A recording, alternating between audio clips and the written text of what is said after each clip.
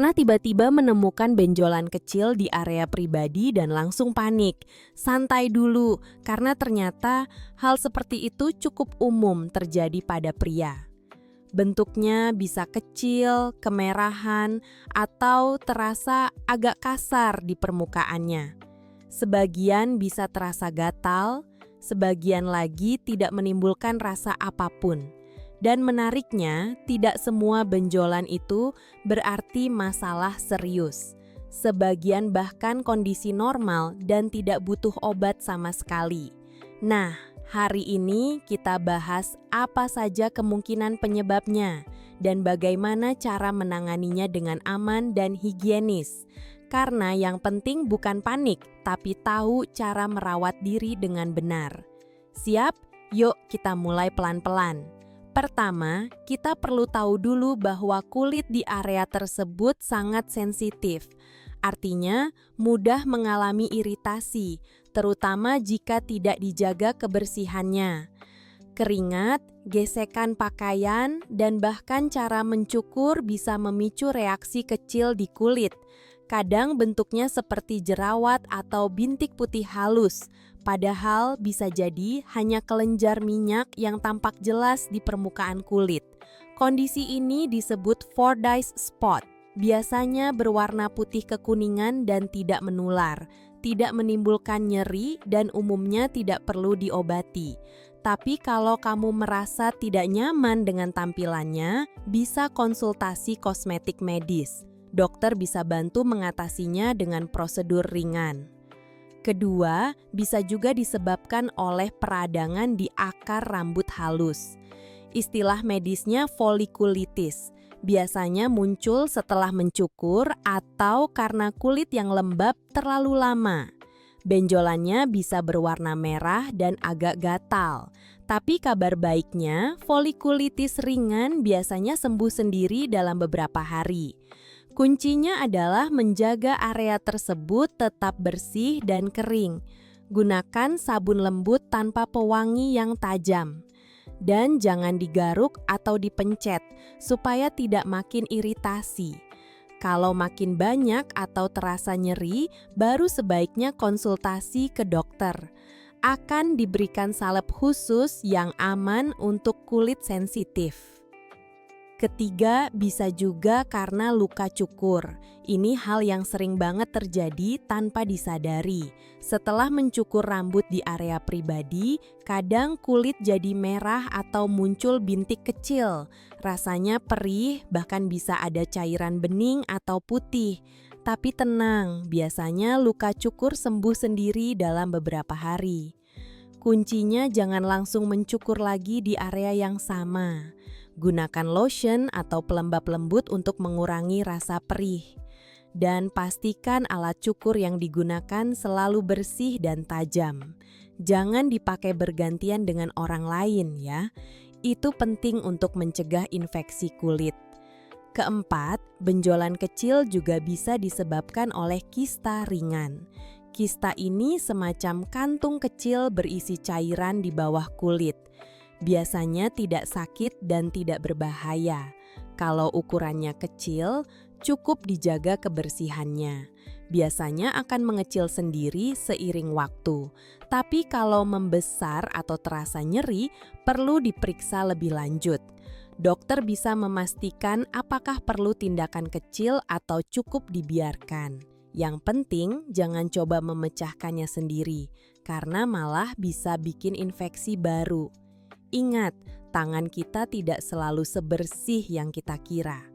Kelima, ada kondisi alami bernama siringgoma. Ini benjolan lembut kecil yang berasal dari saluran keringat. Biasanya muncul di batang kulit dan tidak berbahaya, hanya gangguan penampilan saja. Kalau terasa mengganggu, dokter bisa bantu dengan terapi laser ringan. Tapi kebanyakan orang membiarkannya saja tanpa masalah. Jadi tidak perlu panik saat menemukannya. Selama tidak nyeri, tidak membesar dan tidak keluar cairan, itu aman. Tanda-tanda seperti itu justru normal, jadi jangan buru-buru khawatir dulu. Nah, berikutnya ada papula mutiara atau pearly papules. Nama kedengarannya mewah, tapi sebenarnya ini juga kondisi alami. Biasanya muncul seperti barisan kecil menyerupai mutiara di sekitar kulit. Tidak menular dan bukan penyakit, tapi banyak orang salah sangka dan mengira itu infeksi. Padahal ini hanya variasi anatomi tubuh. Kalau kamu merasa kurang percaya diri, bisa konsultasi dokter untuk opsi kosmetik. Tapi sekali lagi, tidak perlu diobati karena tidak berbahaya. Tubuh setiap orang memang unik, dan tidak semua hal kecil harus dikhawatirkan. Namun, ada juga kondisi yang perlu sedikit perhatian. Kalau benjolan terasa nyeri makin besar atau disertai demam ringan, hati-hati, bisa jadi bukan jerawat biasa. Kadang infeksi kulit bisa berkembang lebih dalam, dan ada pula yang disebabkan oleh gesekan berulang dari pakaian ketat, khususnya jika area tersebut lembab dan tidak kering dengan baik. Makanya, pemilihan bahan pakaian juga penting. Gunakan celana dalam berbahan katun yang lembut dan mudah menyerap keringat. Ganti setiap hari, terutama setelah beraktivitas berat. Hal kecil seperti ini bisa mencegah banyak masalah kulit. Sekarang bagaimana kalau benjolan terasa makin parah? Misalnya keluar cairan, berubah warna, atau tidak kunjung sembuh. Di sini pentingnya pemeriksaan ke tenaga medis. Karena beberapa jenis infeksi memang bisa menimbulkan gejala mirip jerawat, dan hanya pemeriksaan langsung yang bisa memastikan penyebabnya. Dokter akan melihat bentuk, warna, dan tekstur kulit dengan aman dan profesional. Kadang dilakukan pemeriksaan laboratorium kecil untuk memastikan. Tujuannya supaya kamu dapat penanganan yang tepat, bukan tebak-tebakan. Karena kalau salah perlakuan, justru bisa memperburuk keadaan. Lebih baik tahu pasti daripada menyesal. Satu hal penting yang harus diingat, jangan pernah memencet benjolan di area sensitif. Kebiasaan ini bisa bikin kulit luka dan malah menimbulkan infeksi. Area tersebut punya jaringan halus dan pembuluh darah kecil, jadi lebih rentan terhadap bakteri. Biarkan tubuh bekerja secara alami. Biasanya dalam beberapa hari, benjolan ringan akan mengecil sendiri. Selama kamu menjaga kebersihan dan tidak menyentuhnya, gunakan sabun lembut 2 kali sehari. Pastikan area kering sebelum memakai pakaian. Dan hindari lotion dengan parfum atau alkohol tinggi. Kalau kamu penasaran, apakah boleh pakai obat jerawat biasa seperti di wajah? Jawabannya tidak. Obat jerawat di pasaran mengandung bahan yang terlalu keras untuk area sensitif, bisa menyebabkan iritasi atau kulit mengelupas. Kalau ingin mengobati, gunakan salep ringan yang diresepkan dokter. Biasanya berbentuk antibiotik topikal yang aman. Ingat, tidak semua produk kulit cocok untuk semua bagian tubuh. Gunakan hanya yang disarankan oleh profesional dan jangan coba-coba pakai bahan alami sembarangan karena belum tentu aman untuk area tersebut.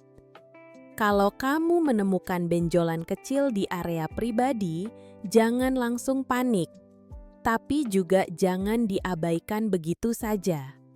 Ada beberapa tanda yang perlu diperhatikan dengan serius. Karena tidak semua benjolan itu sekadar iritasi ringan. Beberapa bisa jadi tanda infeksi yang harus segera diperiksa, dan perbedaannya seringkali hanya bisa diketahui lewat pemeriksaan medis.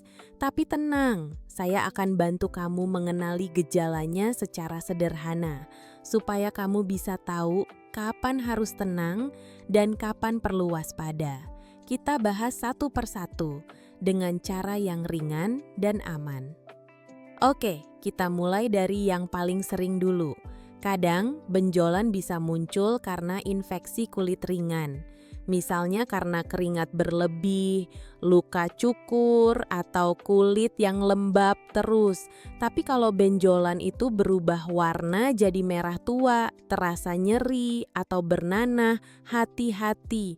Itu bisa tanda peradangan yang lebih dalam. Biasanya disebabkan oleh bakteri yang masuk lewat pori-pori terbuka. Kondisi ini bisa membaik sendiri, tapi kalau nyeri makin parah, sebaiknya segera periksa. Dokter bisa memberikan obat luar yang membantu melawan infeksi. Biasanya bentuknya salep antibiotik ringan. Pengobatan ini tidak menimbulkan efek samping berarti, tapi sangat membantu mempercepat pemulihan kulit. Selain itu, beberapa benjolan juga bisa disebabkan oleh gangguan kelenjar minyak, seperti kista kecil di bawah kulit. Kista ini terasa kenyal dan bisa bergerak kalau disentuh. Biasanya tidak nyeri dan tidak berbahaya. Namun kalau ukurannya membesar atau berubah warna, perlu diperiksa karena bisa saja ada infeksi sekunder yang ikut terbentuk. Dalam kasus seperti ini, dokter bisa mengeluarkannya dengan tindakan kecil, cepat, aman, dan tanpa rasa sakit berarti. Jadi jangan coba memecahkannya sendiri di rumah. Itu malah bisa memperburuk infeksi. Ada juga kondisi yang lebih spesifik dan perlu pengawasan medis. Misalnya infeksi menular lewat kontak fisik. Beberapa jenis infeksi bisa menimbulkan bintik atau luka kecil yang mirip jerawat. Kadang disertai rasa gatal, panas, atau nyeri saat buang air kecil. Kalau kamu mengalami gejala seperti ini, jangan menunda untuk memeriksa diri. Pemeriksaan bisa dilakukan secara rahasia dan profesional. Dokter akan melihat kondisi kulit dengan hati-hati tanpa membuat tidak nyaman. Kalau perlu, akan dilakukan tes laboratorium kecil untuk memastikan penyebabnya.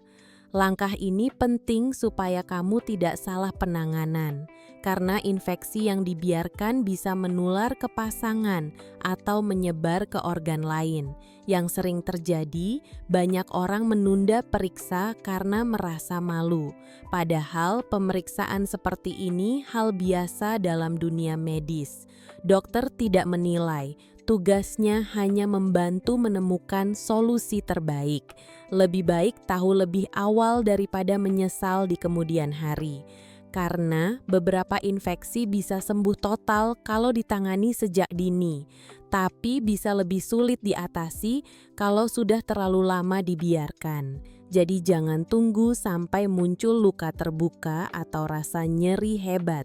Tubuh memberi sinyal bukan untuk diabaikan, tapi untuk diperhatikan. Semakin cepat bertindak, semakin ringan proses penyembuhannya.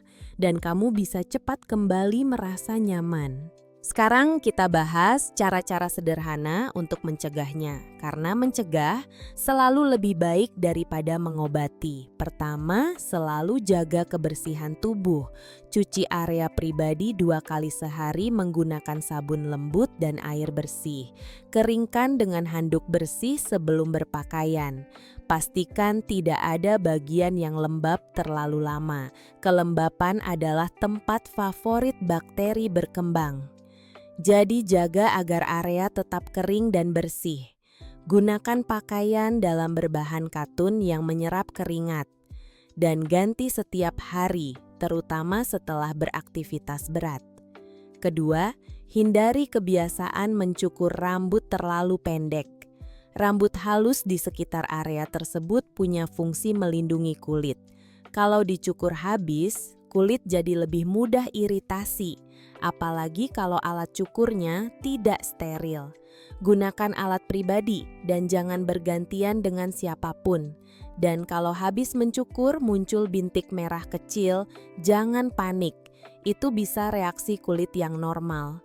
Bersihkan dengan air hangat dan biarkan sembuh sendiri. Dalam 2-3 hari biasanya hilang tanpa obat. Jangan diolesi krim wajah atau obat jerawat biasa. Ketiga, pilih pakaian yang longgar dan nyaman. Celana ketat bisa menyebabkan gesekan dan menahan keringat. Kondisi itu bisa memicu iritasi kulit dan benjolan kecil, khususnya kalau kamu sering beraktivitas di luar ruangan. Pastikan tubuh tetap sejuk dan tidak lembab terlalu lama. Kalau sering berkeringat, biasakan segera mandi setelahnya. Jangan biarkan keringat menempel seharian. Kebiasaan kecil ini sangat berpengaruh terhadap kesehatan kulit dan bisa mencegah berbagai masalah yang tidak diinginkan. Ingat, kesehatan kulit mencerminkan kebersihan diri. Keempat, jangan menyentuh area pribadi tanpa alasan jelas. Tangan sering membawa kuman dari lingkungan sekitar. Menyentuh kulit sensitif tanpa mencuci tangan bisa memicu infeksi, apalagi kalau ada luka kecil atau goresan di kulit. Gunakan tisu bersih atau air mengalir jika perlu membersihkan area tersebut. Dan jangan pernah menggaruk saat terasa gatal, karena garukan bisa membuat luka kecil yang memperparah keadaan. Lebih baik tempelkan kain bersih yang dibasahi air dingin untuk meredakan rasa gatal. Sederhana tapi efektif, membantu menenangkan kulit. Dan pastinya lebih aman daripada tindakan spontan yang berisiko. Kelima, perhatikan juga pola makan dan gaya hidup. Kelebihan gula, kurang tidur, dan stres bisa memperburuk kondisi kulit. Tubuh yang lelah membuat sistem imun menurun. Akibatnya, bakteri mudah berkembang. Coba perbanyak air putih dan sayur segar setiap hari. Kurangi makanan cepat saji yang tinggi lemak. Dan jaga kualitas tidur setidaknya 7 jam setiap malam. Hal-hal sederhana ini sering terlupakan, padahal sangat penting. Kulit yang sehat berasal dari tubuh yang sehat. Jadi rawat dari dalam, bukan hanya dari luar. Keenam, kalau kamu punya pasangan, jaga kebersihan bersama. Karena beberapa kondisi bisa saling memengaruhi. Diskusikan dengan jujur dan tanpa saling menyalahkan. Kesehatan itu tanggung jawab bersama. Kalau salah satu mengalami keluhan, sebaiknya sama-sama periksa. Tujuannya agar tidak saling menular atau bergantian infeksi. Dokter bisa memberikan edukasi yang sesuai dengan kondisi masing-masing. Jadi tidak perlu malu untuk datang berdua. Justru itu tanda peduli terhadap kesehatan pasangan dan bentuk kejujuran dalam hubungan. Ketujuh, jangan terlalu sering menggunakan produk pembersih dengan parfum kuat. Banyak orang mengira wangi berarti bersih, padahal bahan kimia dalam parfum bisa mengiritasi kulit sensitif. Pilih sabun lembut yang pH-nya seimbang, atau gunakan sabun bayi yang aman untuk kulit tipis. Hindari juga penggunaan bedak atau krim pemutih di area tersebut, karena bisa menyumbat pori dan menimbulkan jerawat kecil. Biarkan kulit bernapas alami. Kesederhanaan justru lebih menyehatkan, dan tubuh akan berterima kasih untuk itu. Terakhir, penting untuk tidak menunda pemeriksaan jika ada gejala yang aneh. Misalnya benjolan yang cepat membesar, berubah warna, atau terasa nyeri terus-menerus. Juga jika ada demam, keluar cairan tidak normal, atau nyeri saat buang air kecil. Itu tanda tubuh butuh perhatian lebih. Segera periksakan diri ke dokter. Jangan takut atau malu karena ini hal yang sangat umum. Dokter akan menangani dengan tenang dan profesional. Tujuannya hanya satu, memastikan kamu sehat dan aman. Jadi jangan biarkan rasa malu menghalangi kesembuhan, karena kesehatan selalu lebih penting dari gengsi. Ingat, sebagian besar benjolan di area sensitif itu tidak berbahaya. Bisa disebabkan iritasi, keringat, atau kelenjar alami, dan akan sembuh sendiri jika dijaga dengan benar. Kalau kamu merasa video ini bermanfaat, jangan lupa klik tombol subscribe. Aktifkan loncengnya biar nggak ketinggalan tips kesehatan alami berikutnya. Setiap minggu saya akan bagikan topik kesehatan yang sering ditanyakan, tapi jarang dibahas. Jadi tetap jaga kebersihan, tetap percaya diri, dan tetap sehat alami. Sampai jumpa di episode berikutnya.